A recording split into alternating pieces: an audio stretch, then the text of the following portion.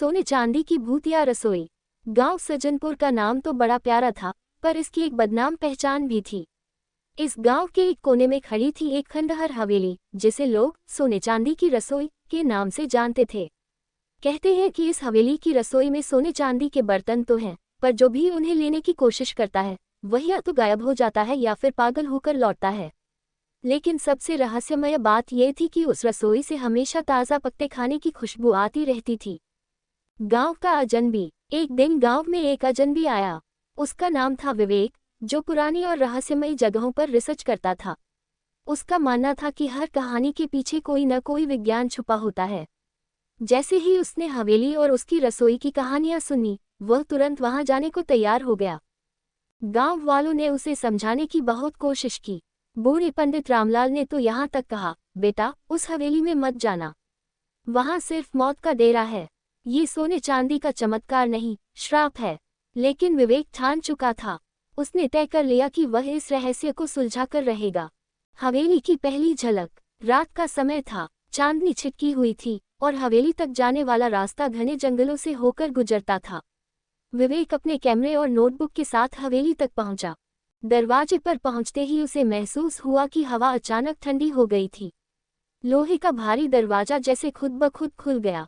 अंदर का नजारा अजीब था। दीवारों पर जाले, टूटी फूटी छत, लेकिन फर्श बिल्कुल साफ था, मानो कोई हर रोज सफाई करता हो। जैसे ही वह अंदर बढ़ा, उसे एक तरफ से हल्की हल्की मसालों की खुशबू आने लगी। ये खुशबू उसे रसोई की ओर खींचने लगी। भूतिया रसोई। रसोई का दरवाजा पुरानी लकड़ी का था, लेकिन जैसे ही उसने उसे छुआ, दरवाजा अपने आप खुल गया। अंदर का नजारा देख विवेक की आंखें फटी रह गईं। रसोई में सोने चांदी के बर्तन करीने से सजे थे। चूल्हे पर खाना पक रहा था, लेकिन वहां कोई नहीं था। बर्तन खुद ब खुद हिल रहे थे, जैसे कोई अदृश्य शक्ति खाना बना रही हो। चारों ओर ऐसा माहौल था जैसे किसी शाही दावत की तैयारी हो रही हो। रसोई का रहस्य। तभी उसे दीवार पर एक तांबे की पट्टिका नजर आई, जिस पर कुछ लिखा था। वह पास गया और पढ़ने लगा। ये रसोई सोने चांदी की नहीं, लालच और श्राप की है। जो इसे पाने की कोशिश करेगा, वह अपने प्राणों से हाथ धो बैठेगा। विवेक इसे पढ़कर हंसा और बोला, ये सब डराने के लिए लिखा गया है। असल में कोई श्राप नहीं होता।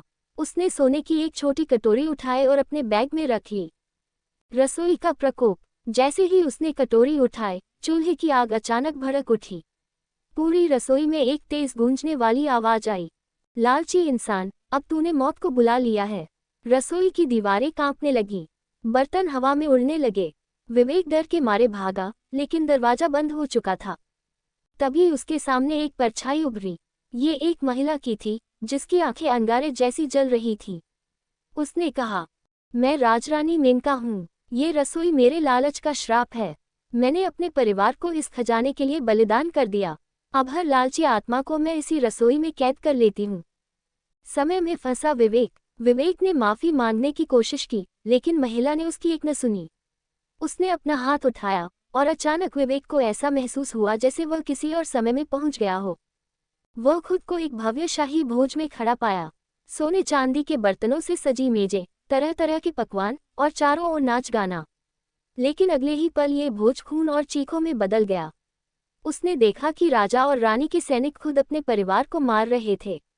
और आखिर में रानी मेनका ने अपने ही हाथों से अपने पति और बच्चों को मार डाला। रानी की आत्मा ने कहा, ये खजाना मुझे श्राप के रूप में मिला।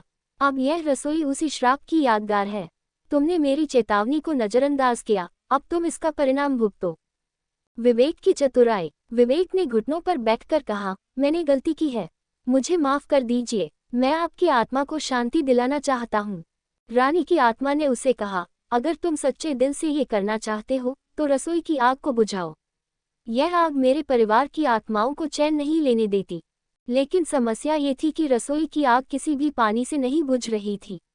विवेक ने एक आखिरी कोशिश की। उसने अपनी हथेली काटी और अपने खून की कुछ बूंदें चूल्हे पर डाली। चूल्हे की आग धीरे धीरे बुझने लगी। रसोई का अंत। आग बुझते ही रसोई का माहौल बदल गया। सभी बर्तन गायब हो गए और रसोई एक साधारण जगह में बदल गई। रानी की आत्मा ने कहा, तुमने मेरे श्राप का अंत कर दिया। अब मेरी आत्मा और मेरे परिवार को शांति मिलेगी। जाओ, और लोगों को सिखाओ कि लालच का अंत हमेशा बुरा होता है। नया सबक। अगली सुबह विवेक खुद को हवेली के बाहर जागते हुए पाया। गांव वाले जब वहां पहुंचे तो उन्होंने देखा कि हवेली अब खंडहर में बदल चुकी थी। रसोई का कोई नामो निशान नहीं था। विवेक ने अपनी कहानी दुनिया को सुनाई और लालच से बचने की सीख दी। सज्जनपुर की हवेली और उसकी भूतिया रसोई का रहस्य हमेशा के लिए खत्म हो गया, लेकिन उसकी कहानी ने सभी को सोचने पर मजबूर कर दिया कि लालच की कीमत कितनी भारी हो सकती है।